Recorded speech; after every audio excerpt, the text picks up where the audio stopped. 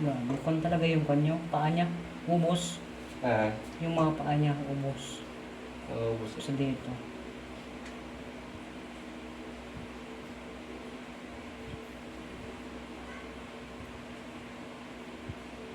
Bumultok daw lahat eh. Sabi rin nag-aaral, isa-isa niya rin. Sabi niya, wala na. Hapon na.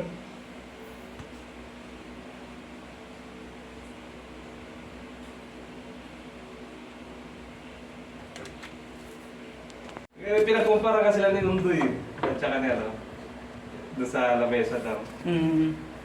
Yung kay ano, alos mapuno na rin. Pero yung kay Karina, umapaw pa.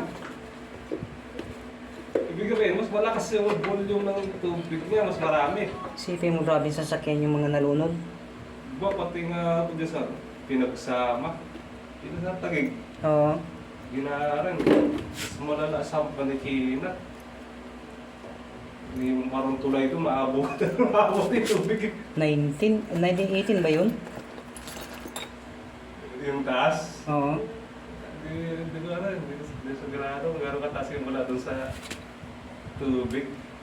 Kasi may mga guide din sila doon. Oo, nakita ko dun 18 o 19 ba yun? Alam ko nga buti na yung di malapit sa SM Marikina. Oo.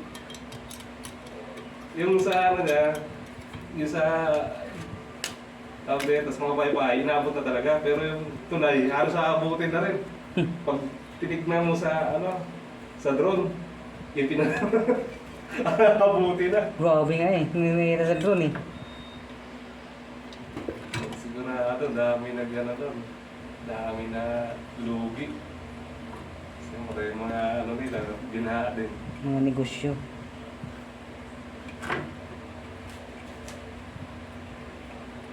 Wala, matindi yung ano na yun. Perwisyo. Nasira nga yan. Yung rep sa amin. Kaya inaabot din nga yung mga motor namin dyan sa labas. Diyan sa kuno, Pag-asa? Oh, dyan mataas dyan eh. No? Hindi naabot ang tubig. Hindi naman. Hindi mataas dyan. Pero kung sa pinagsama, grabe rin yung parang. Dati, nung hindi pa inayos yung mga kuno dyan. Grabe yun. Ay, oo, yung kanal dati. Yung kanal, oo. Ang ganda na nga naman dyan. Pinalaki nila yung tawag nito, yung manhole dyan. Oo. Yung mga kinabit Sa may requeen ko. Sa may requeen ko. Kaya tsaka laki ng kinabit dyan namin, parang bilog siya. Yung ginawa yung palengke yan. Pinalaki yan nila. Yeah.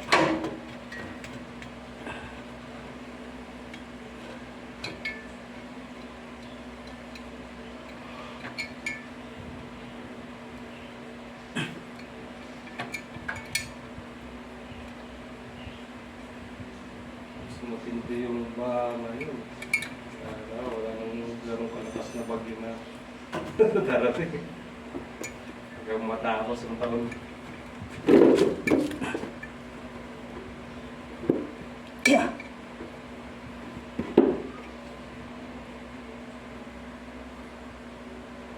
Parang mas okay pa yung bagyo na mas malakas yung hangin kaysa. Sabi ko, ba't mayroon ditong higaan? Hindi pala umuwi. Grabe, pambaha ka doon. Truck, daming na truck. Kasi yung mga nakamotor, hindi talaga makadaan. Yung 4 wheels. Yung 4 wheels hindi na makadaan. Lalo pa yung nakamotor.